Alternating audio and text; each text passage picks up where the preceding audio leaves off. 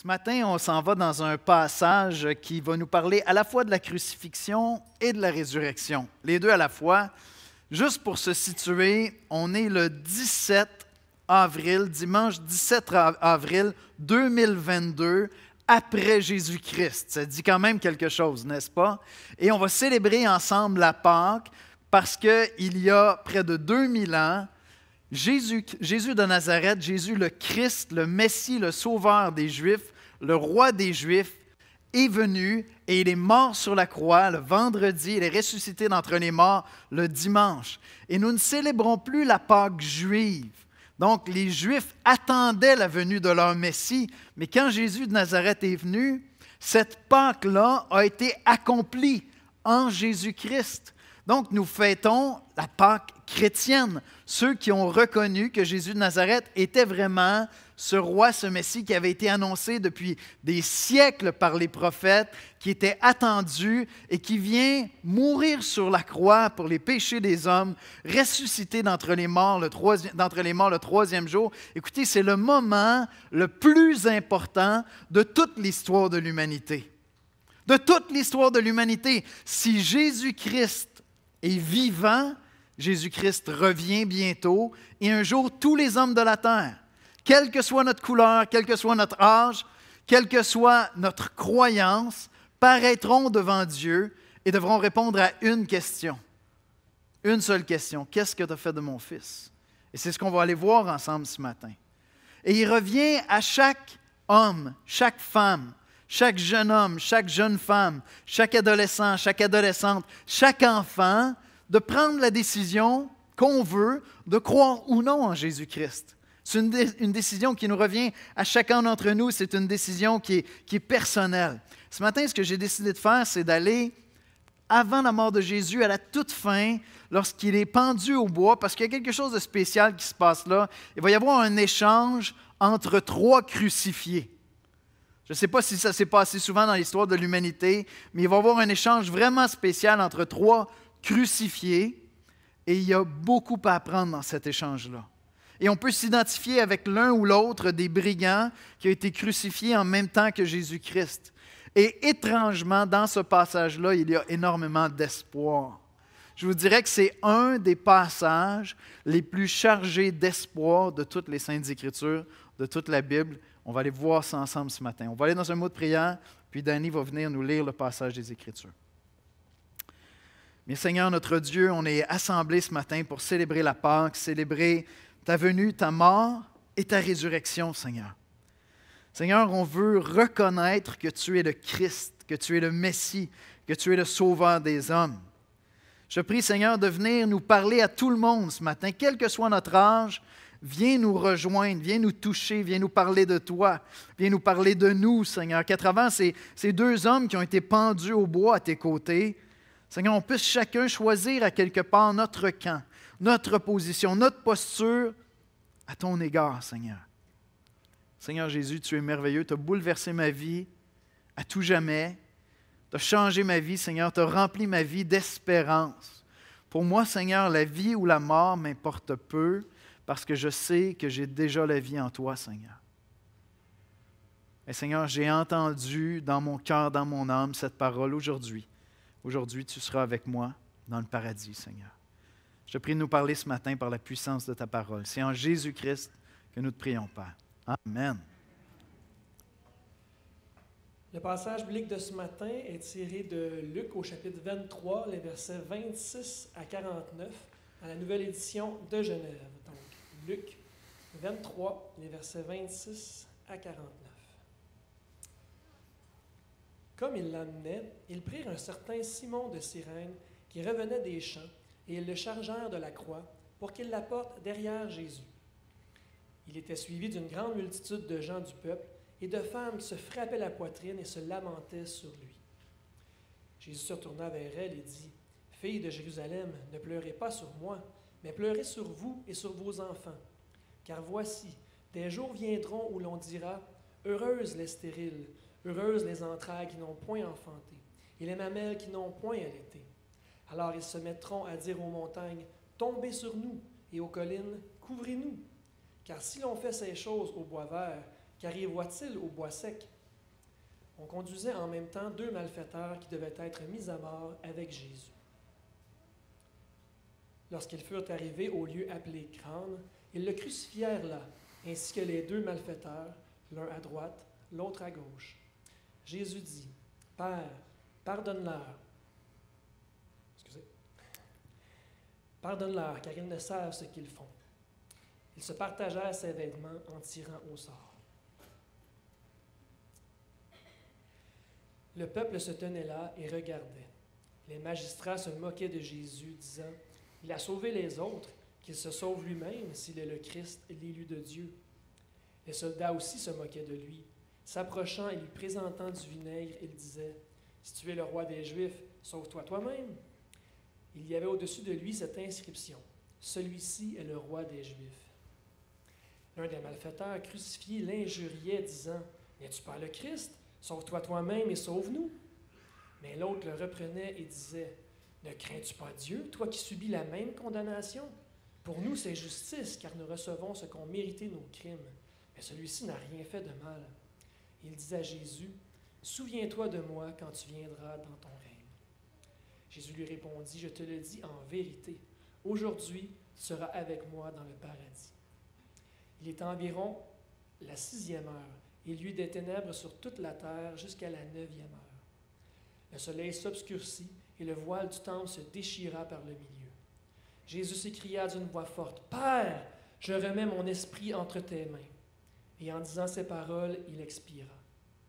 Le centenier, voyant ce qui était arrivé, glorifia Dieu et dit, « Certainement cet homme était juste. » Et tous ceux qui assistaient en foule à ce spectacle, après avoir vu ce qui était arrivé, s'en retournèrent se frappant la poitrine.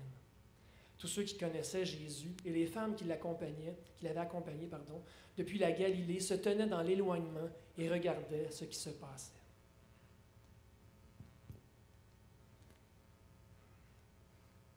Merci, Danny.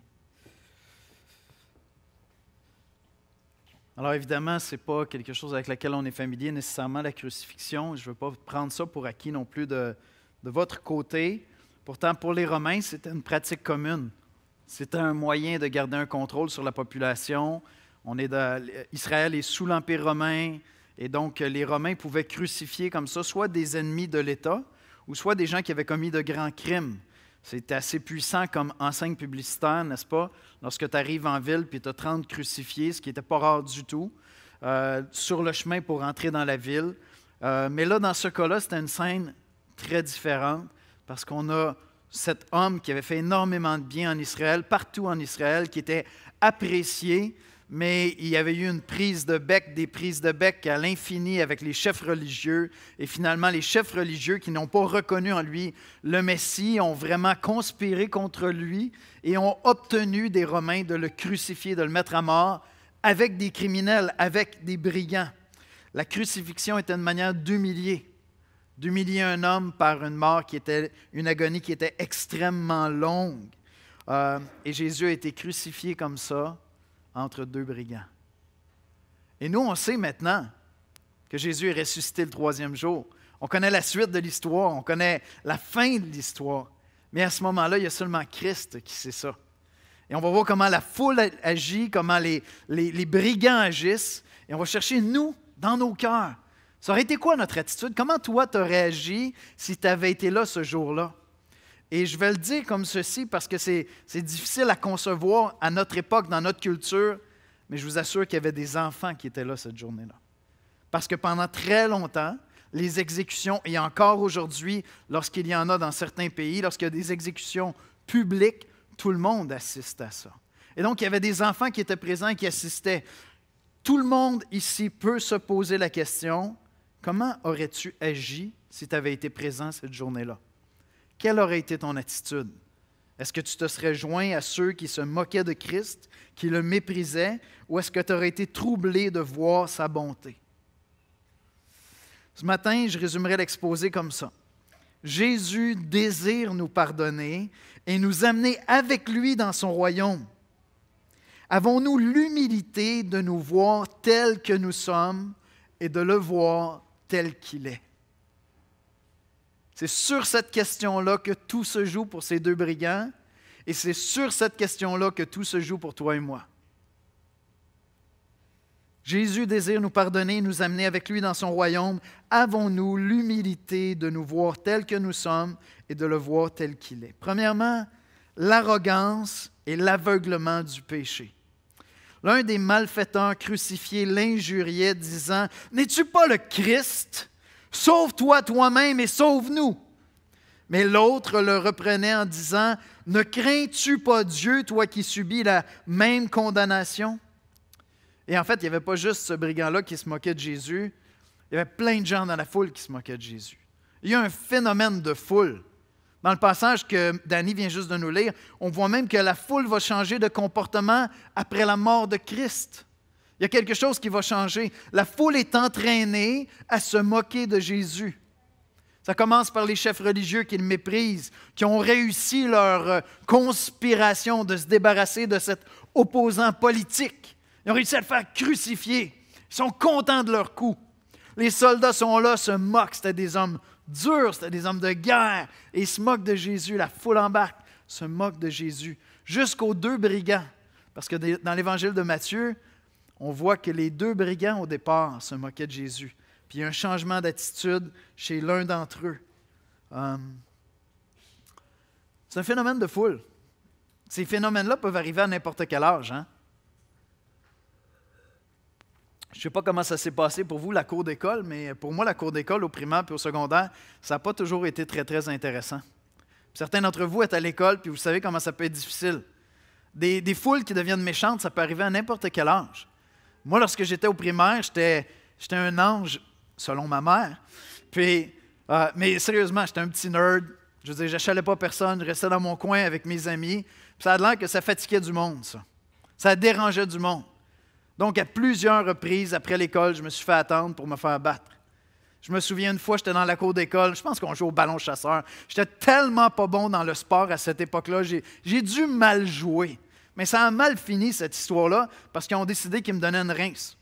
Je me suis fait battre juste parce que j'ai mal joué, tout simplement. Puis ça, c'était mon expérience au primaire. Au secondaire, ça a commencé de la même manière. Je me souviens, mon ami Sébastien Légaré puis moi, on était 2 petits nerds dans notre bulle. Notre surnom, c'était fruits et légumes quand on embarquait dans le boss. C'est ça, on se faisait attendre puis on se faisait battre jusqu'à temps qu'on change de comportement puis qu'on adopte leur comportement. Phénomène de foule. Le cœur de l'homme est méchant. Puis une foule est souvent un des endroits où nos cœurs est rapidement révélé. Et peut-être que vous pouvez vous identifier avec mon expérience de l'école. Peut-être que vous pouvez comprendre aussi pourquoi j'aime les arts martiaux maintenant. Mais c'est dans notre cœur. C'est là dans le cœur humain. Jésus a dit une fois une parole très, très sage. Il dit, « Pourquoi vois-tu la paille qui est dans l'œil de ton voisin et ne vois-tu pas la poutre qui est dans ton œil? » On a tendance à voir les gens autour de nous comme plus méchants que nous. On regarde une scène comme la crucifixion de Jésus, puis on se dit, « Moi, je n'aurais pas fait ça. » Une question que j'ai pour toi, c'est, si tu prends le temps de regarder comment ta génération se comporte, les péchés de ta génération, les égoïsmes, les fautes de ta génération, est-ce qu'il t'arrive de te faire entraîner dans ta génération? Quelle qu'elle soit, là.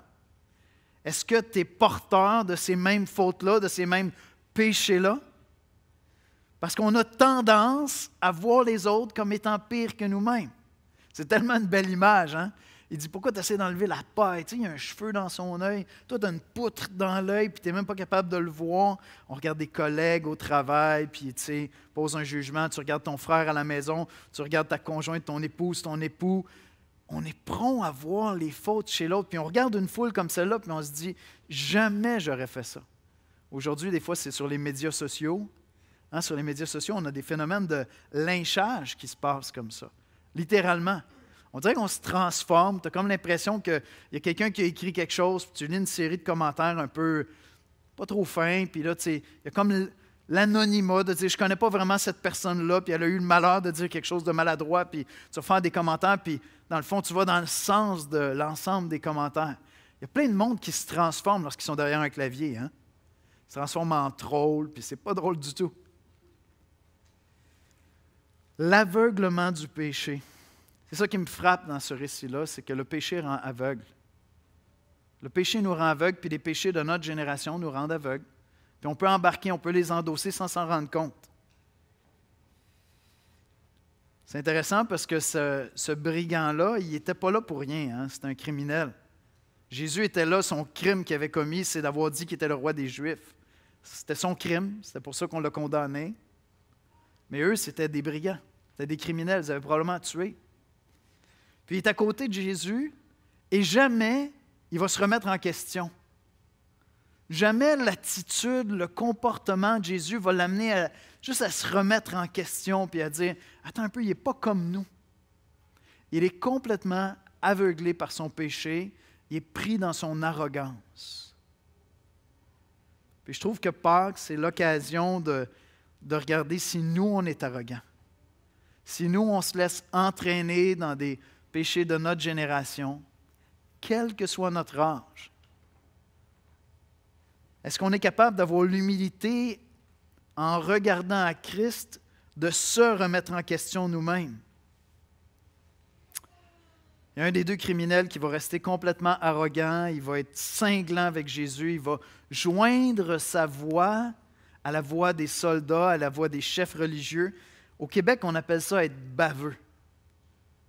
Et il va mourir comme ça, pour autant qu'on sache qu'il va mourir comme ça. C'est la fin de sa vie. C'est la fin de sa vie. Il est aveuglé par l'arrogance de son péché. Heureusement, il y a un autre brigand qui est là. J'ai une autre option. Je peux m'identifier avec quelqu'un d'autre. Je peux décider que je ne serai pas celui qui va être arrogant avec Dieu jusqu'à ma mort, mais être celui qui va faire preuve d'humilité. Puis, c'est très étrange, mais pour cet autre brigand-là, écoutez ceci, le jour de sa crucifixion a été le plus beau jour de sa vie. Je ne sais pas si ça fait du sens ce que je dis. Pour un des deux brigands, le jour de sa crucifixion est devenu le plus beau jour de sa vie. Parce que Jésus lui dit, aujourd'hui, tu seras avec moi dans le paradis. C'est quand même fou, non? Ce gars-là n'a pas eu le temps d'accumuler beaucoup de mérite, là. Il est crucifié. Une des pires morts que tu peux imaginer. Et dans l'éternité, cet homme-là va repasser sa vie. Puis si tu peux aller prendre un petit café avec lui au ciel, tu lui demandes, hey, c'était lequel le plus beau jour de ta vie? Ah, c'était le jour de ma crucifixion. Parce que si tu es chrétien, que ce soit un jour précis, que ce soit un moment, que ce soit des années, mais ce moment où tu dis « Hey, moi, je suis né de nouveau, je connais Jésus-Christ », c'est vraiment un temps glorieux. Je disais tout à l'heure dans ma prière, je ne crains pas la mort. Je ne crains pas la mort parce que je suis déjà vivant pour l'éternité. Pour moi, mourir m'est un gain. Je vais fermer les yeux et je vais les ouvrir dans l'éternité. Et je sais que Christ m'attend sur l'autre rive, parce que depuis des années maintenant, je suis chrétien. Le plus beau jour de sa vie a été le jour de sa crucifixion, parce que c'est le jour où il a rencontré Jésus-Christ. Ce deuxième brigand a été repentant et il est devenu croyant. La différence entre un et l'autre, c'est simplement l'humilité. C'est simplement l'humilité, c'est juste qu'il est devenu comme lucide. C'est quoi être lucide? C'est voir clair, tu sais. Puis la différence entre les deux brigands, c'est qu'il y en a un qui va rester arrogant et aveugle, et il y en a un qui va littéralement ouvrir les yeux. Par humilité, il va réaliser. Regardez ce qui est écrit au verset 40-41. « Mais l'autre le reprenait et disait, « Ne crains-tu pas Dieu, toi qui subis la même condamnation? Pour nous, c'est justice, car nous recevons ce qu'ont mérité nos crimes. Mais celui-ci n'a rien fait de mal. » Maintenant, comme je vous ai dit tout à l'heure, quand on va dans l'Évangile selon Matthieu, Matthieu nous dit qu'au départ, les deux brigands injuriaient Christ. Ce n'étaient pas des enfants de cœur, hein? Comme on dit au Québec, ou comme on disait au Québec. Ce n'étaient pas des enfants de cœur, ces gens-là, c'était des criminels. C'était des gens qui passaient probablement une grande partie de leur vie en colère. Puis te faire crucifier, c'est rien pour te mettre de bonne humeur. Je pense que ça peut faire sortir ce qu'il y a de plus mauvais en toi. Tu es là, tu es humilié, puis les gens te méprisent. Puis ça va prendre des heures et des heures, voire des jours avant que tu meurs. Et donc, au départ, les deux brigands injuriaient Christ. Mais il y a un moment où un des deux brigands a commencé à regarder à Jésus qui était crucifié à côté de lui, ou à côté de lui, je ne sais pas. Il a vu Christ et il s'est vu lui-même. Puis il s'est humilié. En regardant à Jésus, il est devenu lucide. En regardant à Christ, il a pris la mesure de son caractère à lui, de sa personne devant Dieu. En regardant à Christ, il a regardé sa vie et il a dit « ça ne tient pas la route, mon affaire ». En regardant à Christ, il a dit « lui ne devrait pas être là, mais moi, c'est normal que je sois là. Je suis coupable. » Hey, c'est toute une déclaration. Je ne sais pas combien de gens s'en vont en prison en acceptant leur culpabilité. Je suis sûr qu'il y en a. Je suis sûr qu'il y en a plusieurs. Mais combien est-ce qu'il y a de gens qui vraiment entrent en prison en disant « je suis coupable, j'assume ma faute, j'accepte ma peine ». En regardant à Christ, ce brigand-là, qui était probablement un meurtrier, qui avait insulté Jésus lui aussi, en regardant à Jésus, est devenu lucide. Je ne sais pas si certains d'entre vous ne croyez pas en Dieu ou ne croyez pas en Christ, puis si tu es né dans une famille chrétienne, ça ne fait pas de toi un chrétien. Hein? Il y a un moment où toi-même, tu dois prendre des décisions pour toi. Quand tu es jeune, c'est la foi de tes parents, tu suis, c'est intéressant, mais là, à un moment donné, il commence à avoir des questions. Hey, il y a d'autres options, il y a d'autres religions, il y a d'autres foi. Jésus, je n'ai pas souvent serré sa main. Tu sais, il ne me parle pas souvent. Il faut que je le lise dans un vieux livre qui date. Puis là, tu commences à te poser des questions. Puis tu te dis, est-ce que c'est vrai finalement cette affaire-là? Personnellement, j'ai commencé à venir à cette église, dans un autre bâtiment, mais à cette assemblée quand j'avais 7 ans. 12 ans, mes parents se sont divorcés. Ça a remis en question un paquet d'affaires dans ma tête. Puis là, j'ai commencé à me poser la question, oui, mais c'est-tu vrai? Ma mère continuait dans sa foi chrétienne. Puis j'ai commencé à poser les questions, est-ce que c'est vrai cette affaire-là? J'ai commencé à m'intéresser à d'autres religions, à d'autres philosophies. Cette quête-là a duré de 12 à 18 ans, où je me suis mis à lire et à aller voir ailleurs. Il y a un homme que j'estime beaucoup qui s'appelle Philip Jansen. J'ai mis sur ma page Facebook une entrevue qu'il a donnée en préparation pour la Pâque, puis je vous encourage à aller l'écouter si vous pouvez supporter l'accent australien. C'est mon accent en anglais préféré, mais c'est pas facile à comprendre. Mettez les sous-titres, puis allez écouter ça. Puis il y a un moment où John Anderson l'interroge, un ancien premier ministre de l'Australie, un gars super brillant, pose la question à Philip Jansen, qui est un prêtre anglican, un apologète, un défenseur de la foi, puis il lui dit, écoute, qu'est-ce que tu dis à des gens qui se disent, j'arrive pas à croire. J'arrive pas à croire en Dieu, j'arrive pas à croire en Jésus. C'est pas que ça ne m'intéresse pas, j'arrive pas à y croire. Puis sa réponse était très, très simple, puis je trouve qu'elle était très pertinente. Il dit, moi, dans ce temps-là, je les encourage juste à aller lire les évangiles. Juste à aller côtoyer Jésus quelque temps. Quelques heures, aller lire Matthieu, Marc, Luc, Jean, 4 évangiles, ça prend quelques heures. Côtoyer cet homme-là comme ce brigand a côtoyé Jésus. Et vous allez voir ce que ça peut produire comme admiration chez vous. Ça ne va pas nécessairement tout régler, mais vous allez vous poser des questions, je vous l'assure, parce que Jésus est un personnage plus grand que nature. C'est normal, c'est Dieu le Fils. Il est plus grand que nature. Il est plus grand que la nature. Mais j'ai trouvé ça intéressant comme réponse. Et ce brigand-là, en étant à côté de Jésus, a pris la mesure de sa personne.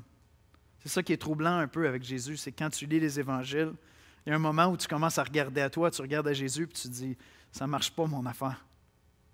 Puis ça peut devenir très, très lourd. Hein? Il y a beaucoup de gens qui, pour eux, l'expérience du christianisme est une expérience morale. Pour eux, le christianisme, c'est une question de moralité. Ils regardent Jésus comme un modèle. Jésus est un modèle que tu ne pourras jamais parfaitement imiter. Donc, si tu dis, OK, le christianisme, c'est suivre Jésus puis être comme lui. Au Québec, on dit, tu ne t'offres pas. Tu vas te décourager, mon ami. Puis si tu commences à te prendre au sérieux puis à dire, hey, en fin de compte, je pense que je commence vraiment à lui ressembler, je commence vraiment à être hot. Mais rappelle-toi, les chefs religieux qui étaient là, ils se trouvaient très, très hot dans leur religion. Et ce que ça a donné, c'est qu'ils ont livré Christ pour être crucifié. Fait que le moment où tu vas commencer à penser que tu es vraiment hot, tu vas commencer à être vraiment dangereux. Arrête de parler de Jésus. Parce que tu n'es déjà plus en train de présenter l'Évangile, la bonne nouvelle de Jésus-Christ. Mais cet homme-là, en côtoyant Jésus, a pris la mesure de ce qu'il était, puis il a dit, ça ne tient pas la route. Et il a expérimenté ce que la Bible appelle comme la repentance. La repentance, c'est un changement de disposition du cœur. C'est un revirement dans ton cœur où tu dis, je pense que je ne m'appuierai pas sur moi, il faut que je revienne à Dieu. Je me suis éloigné de Dieu. Et ce que je trouve intéressant, c'est la manière que cet homme-là va s'adresser à Jésus. Dans certaines traductions, le mot Jésus est présenté avant. J'aime bien la Sommeur, ça me semble être plus près du grec. Je vous le lis. Puis il ajouta, « Jésus, souviens-toi de moi quand tu viendras régner. » C'était plus simplement le Christ ou celui de qui était dit qu'il était le roi des Juifs. Hein? Il y avait un enseigne au-dessus de sa tête. Celui-ci dit qu'il est le roi des Juifs. Celui qu'on appelle le roi des Juifs. Mais là, à ce moment-là, il dit, non, Jésus, souviens-toi de moi. Et je pense que plusieurs d'entre nous, on peut s'identifier à ce moment où, dans notre cheminement de foi, le Dieu distant, le Dieu éloigné est devenu Jésus. La prière, ma manière de m'adresser à Dieu a changé parce qu'il est devenu mon Seigneur, mon Jésus. Comme dans le vieux cantique, hein, « Mon Jésus, je t'aime ». Et pour cet homme-là, il y a un moment où il s'est tourné vers Jésus et il a dit, « Jésus, souviens-toi de moi. » Il y a un changement de cœur. C'est ça qu'on appelle la repentance. Pour nous, on associe souvent la repentance avec des fruits dans ta vie. Et c'est vrai, s'il y a un changement de cœur, s'il y a un changement de disposition de cœur, à quelque part, ça va se traduire dans ta vie. Si tu dis, écoute, moi je suis chrétien, mais que ta vie ne change pas du tout, c'est pas que je vais te dire que tu es un mauvais chrétien, c'est que je vais te dire peut-être que tu devrais te poser des questions. Est-ce que vraiment tu as rencontré Christ? Il y a quelque chose à quelque part qui va changer. Il y a une trajectoire qui commence à changer. Tu ne deviens pas parfait du jour au lendemain, tu ne seras pas parfait avant d'aller vers Christ. Mais il y a un changement de trajectoire. Dans le cas de cet homme-là, le seul changement de trajectoire qu'il a pu faire, c'est son attitude envers Jésus. Vous comprenez qu'il n'a pas eu le temps d'aller à l'église, à la synagogue le samedi suivant? Il n'a pas eu le temps de se racheter, de faire des bonnes œuvres. Ce n'est pas l'histoire de Zachée. Hein? Zachée, lui, écoute, il a remis de l'argent, puis il a remis de l'argent, c'est un voleur. Fait qu'il en a remis de l'argent. Celui-là, non, sa mort, c'est aujourd'hui. Là.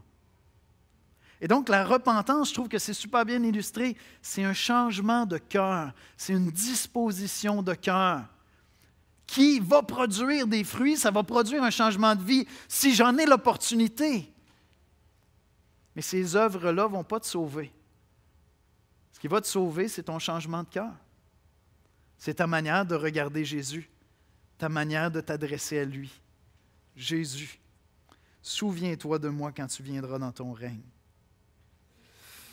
Dans les Écritures, on lit que Dieu résiste aux orgueilleux, mais qu'il fait grâce aux humbles. S'il y a une chose qui touche le cœur de Dieu, c'est un être humain qui s'humilie. Dieu est allergique aux orgueilleux et est très sensible aux gens qui s'humilient. Et cette scène-là, écoutez, c'est la plus belle preuve que tu peux avoir de la sensibilité de Dieu à un cœur qui est repentant et qui n'aura pas le temps de rien faire de bon, sinon que de croire. Cet homme-là passe d'une vie de brigand, un criminel, un meurtrier, quelqu'un qui avait joint sa voix à la foule pour insulter Jésus, c'est ce qu'on voit dans Matthieu, puis en côtoyant Jésus à côté de lui, en regardant son attitude, il y a un changement de cœur. Et c'est fou de voir, simplement dans ce qu'il dit, tout ce qu'il a compris sur Jésus. C'est vraiment pas banal. Il dit, Jésus, souviens-toi de moi quand tu viendras dans ton règne. Ça veut dire qu'il réalise qu'il y a un contraste énorme entre lui et Jésus, entre lui et Dieu. Ses yeux se sont ouverts, il a perdu son arrogance, il est devenu humble devant Dieu. Il dit à son collègue de crucifixion, il dit, écoute, pour nous, c'est juste d'être crucifié. Il vient de se positionner en disant, c'est juste, c'est la justice qu'on soit là.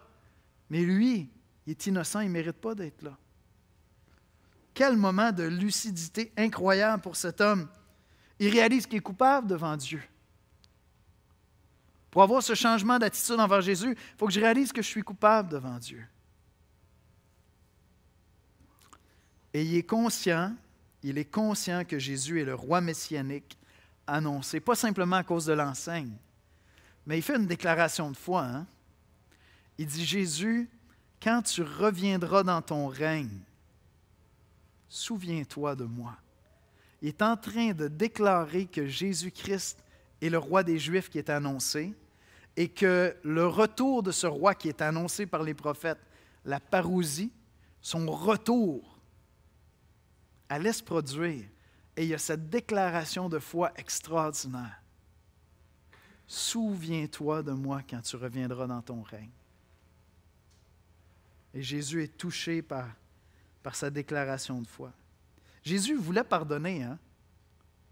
Jésus avait dit, Père, pardonne-leur car ils ne savent ce qu'ils font.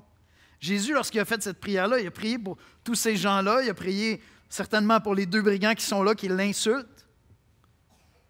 Il prie et il dit, Père, pardonne-leur, ils ne savent pas ce qu'ils font. Personne ici sait ce qu'ils sont en train de faire. Ils ne réalisent pas que je suis Dieu le Fils, je suis en train de mourir, on est en train d'accomplir les prophéties. C'est extraordinaire ce qui est en train de se passer ici. Même ceux qui n'étaient pas en train d'injurier Jésus ne comprenaient pas ce qui se passait là. Même les disciples qui, ils ont peur, ils se cachent dans la foule, ils ne veulent pas être identifiés avec le Christ, ne réalisent pas ce qui est en train de se passer là. Ils ne savent ce qu'ils font. Jésus veut pardonner à tout le monde. Mais pour autant qu'on sache, Jésus va pardonner à un seul des 2 brigands. Jésus veut pardonner. Il veut vraiment pardonner et t'amener avec lui dans son royaume. M'amener avec lui dans son royaume. Écoutez, je ne peux pas douter de ses intentions. Il est sur la croix, il est crucifié, il est en train de mourir. Je veux dire, s'il y avait un moment où il aurait pu dire, bon, OK, laisse-les mourir. Là. Regarde ce qu'ils ont fait. Je dis, regarde. Non, il est là, il est en train de mourir, complètement méprisé, complètement incompris. Il est en train de prier pour la foule qui est là parce que Jésus veut pardonner. Il veut te pardonner, il veut me pardonner.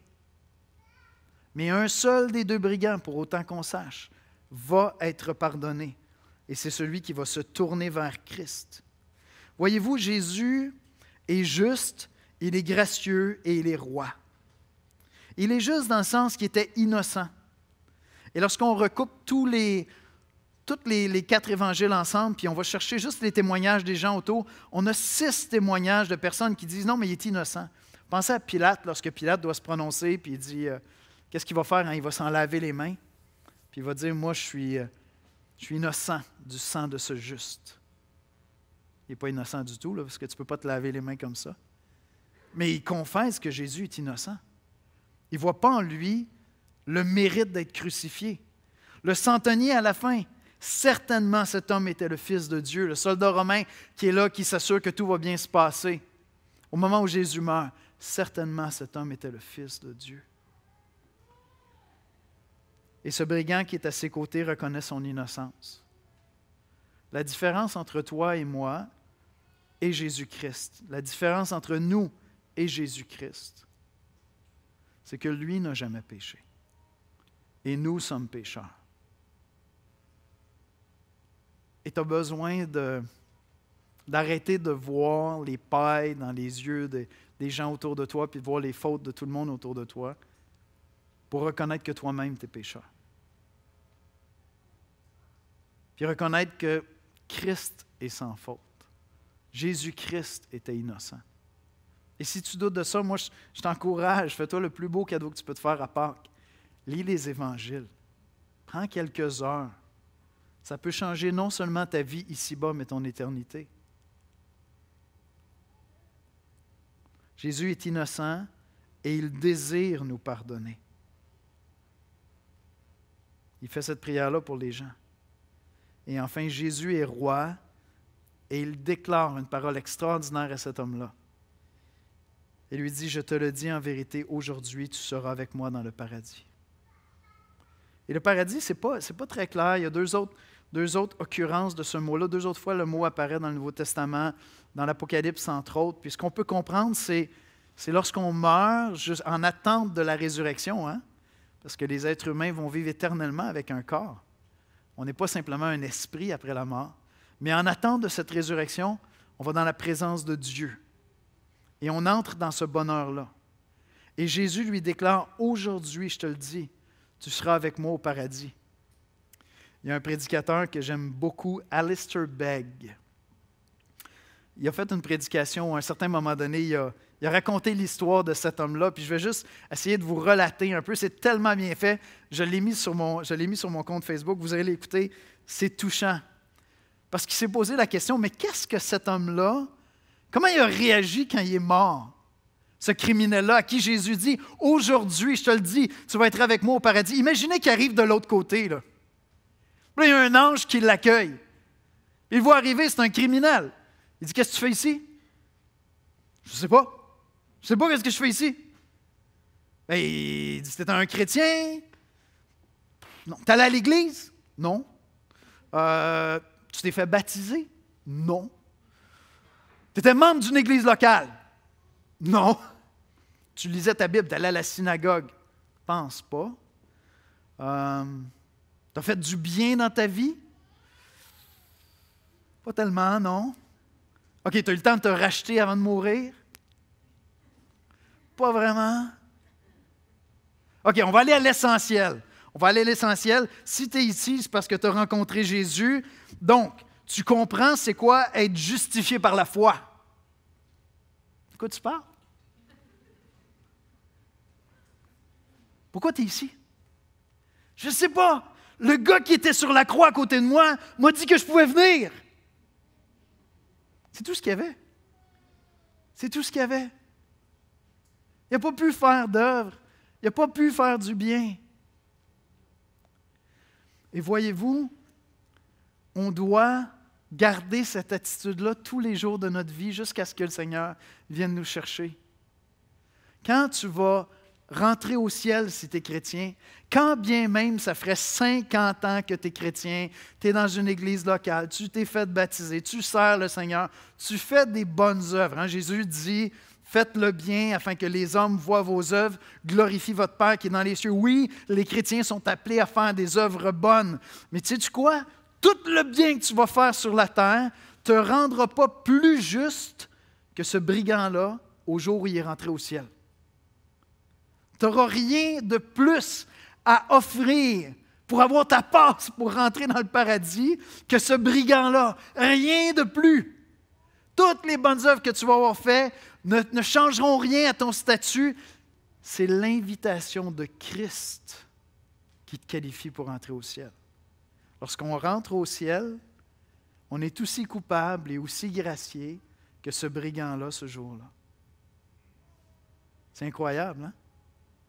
Et il y a toute une ironie dans le passage parce que l'autre brigand disait à Jésus, « Si tu es le Christ, si tu es le Messie, si tu es le sauveur des Juifs, sauve-toi toi-même et sauve-nous. » Et Jésus l'a fait.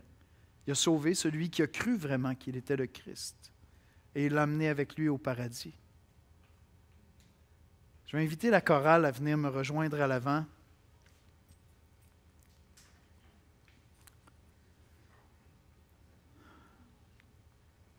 On est tous d'un côté ou l'autre. C'est peut-être pas aujourd'hui que tu vas prendre une décision. Peut-être que tu as pris ta décision il y a très longtemps. Mais on est tous d'un côté ou l'autre. On peut tous s'identifier avec un des deux brigands, quel que soit notre âge, je l'ai dit. On est pécheur, puis c'est pas compliqué de savoir qu'on est pécheur. On commet des péchés très tôt dans notre vie. Je t'invite, si tu veux voir clair dans ta vie, à commence à l'extérieur, regarde la foule, comme si tu avais été là à l'époque.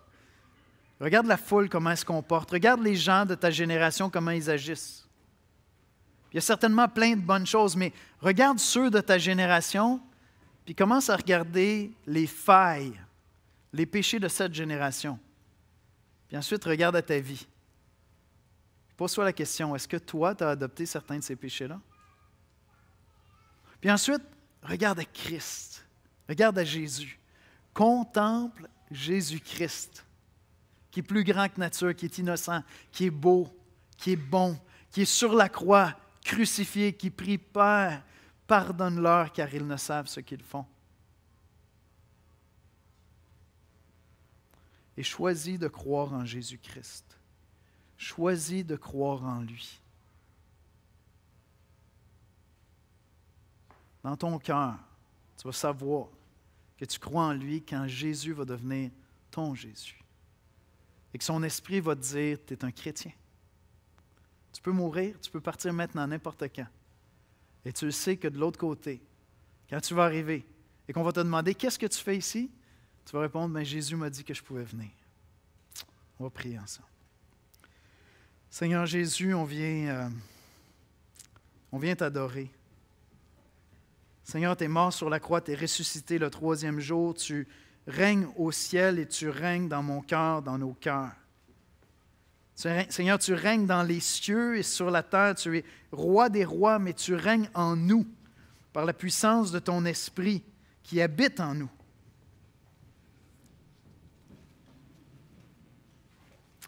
Seigneur Jésus, on vient t'adorer parce que tu as donné ta vie en sacrifice pour nous. Seigneur, alors que tu es sur cette croix et que les gens se moquent de toi, tu pries pour le salut de leur âme. Tu pries afin qu'ils soient pardonnés, Seigneur. Seigneur, on veut t'adorer, tu es absolument merveilleux. Tu es absolument extraordinaire. Et je te prie, Seigneur, pour chaque personne ici ce matin, chaque personne qui va écouter ce message, Seigneur. Accorde-nous cette grâce d'entrer en nous-mêmes et d'évaluer où nous en sommes. Comme tu as été bon pour ce criminel qui a pu faire pour toute œuvre seulement que se tourner vers toi, Seigneur. Il a simplement arrêté de t'injurier et il t'a demandé de penser à lui. Seigneur Jésus, pense à moi. Pense à moi, Seigneur, lorsque je quitterai cette terre et attends-moi de l'autre côté, Seigneur, sur l'autre rive. J'ai tellement hâte de te prendre dans mes bras, Seigneur. Amen. Amen.